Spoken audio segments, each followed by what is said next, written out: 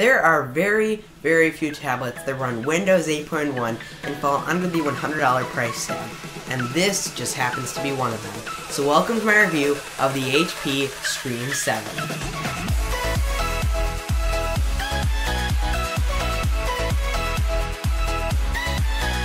The processor in this tablet is an Intel Atom Z3775G, and boy that's hard to remember, but getting onto the video, it's a 1.33 GHz quad-core, which is actually very nice considering that it's an Atom, and it does very well with this tablet. I mean, I'm pretty impressed by the performance overall. So the Stream 7 features 1GB of RAM, and you might be saying, Jordan, well my smartphone has more RAM than that, and you're probably right, but a smartphone can go for $650, and this goes for $100. So really it does just fine, and it's not meant to be running desktop applications. I mean, it can, it has the abilities, but it doesn't mean you should be editing video and stuff like that on it. But it does just fine for this tablet.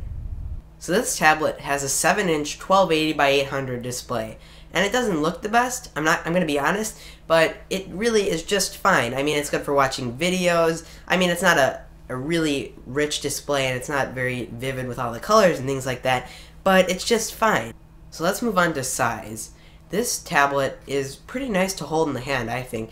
The bezels aren't too huge where it's just a huge tablet overall, because it is a 7-inch screen again, and they did a good job, I think. Like, the bezels are very slim, they're not too big, like what Apple does, for example, but it feels pretty nice in the hand as well. The weight, I mean, it's sort of heavy, but really, they don't really focus on getting it the lightest as possible, because they do have such a tight budget on this type of tablet. It weighs 0.78 pounds, which is not the lightest for sure, but I think it's just fine considering the price point of this tablet.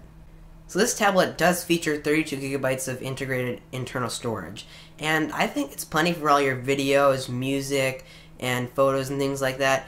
I mean, I'd personally probably use that and just it, and that's probably all I'd use, including the operating system, of course. But one thing you can do, which I find is pretty cool, is pick up one of these, they're called OTG adapters, and it's basically a micro USB on one end to plug into the tablet, and then a USB port on the other end. So you can plug in anything you want, like an external hard drive, a USB flash drive, like I'm doing in here. I mean, it's really awesome because it does have Windows 8.1 in it, so it will accept any accessories you have to plug into it.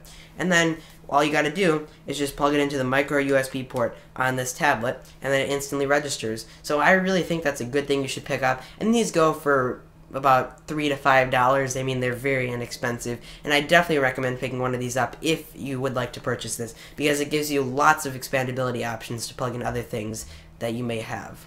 So now I'd like to move on to aesthetics. And I think this tablet looks pretty good and clean. It has a really nice design to it. Like on the front, all it is it just has the screen and the little Windows logo on the bottom so you can easily reach the start menu. And then it says Hewlett-Packard over there. And then you've got your camera right there. And on the back, it just simply says HP along with Stream 7, and it does have that Intel logo because it has an Intel Atom processor inside. And then you got the rear-facing camera right there. So it's pretty nice looking overall. I think it's pretty cool. And it does have like a little crystal pattern sort of on the back, so it does reflect light a little bit, which I think looks a little classy. I like the look overall, and you probably would too, so it's pretty nice. So for the camera on the Stream 7, the front camera is a whopping 0.3 megapixels. And I'm sorry if I'm being a little sarcastic, but I think that's pretty funny. But I mean, it's just fine for this tablet. And the rear-facing camera is a 2 megapixel sensor. I mean, it takes very mediocre images, but that's not really what you buy a tablet for. I mean, it's sort of hard to take pictures with the tablet.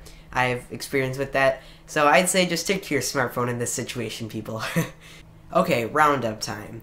I really like this tablet, and I'm really not lying.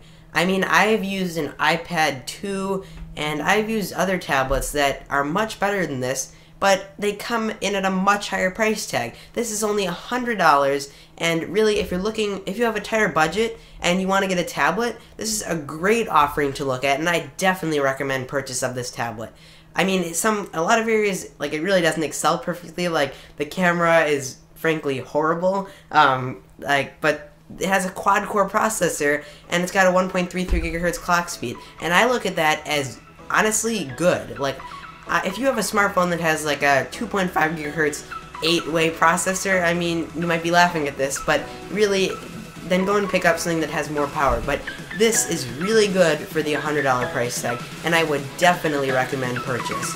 So I hope you enjoyed the video. Thank you for watching. Please rate, comment, subscribe, and I'll catch you in the next ones. See ya.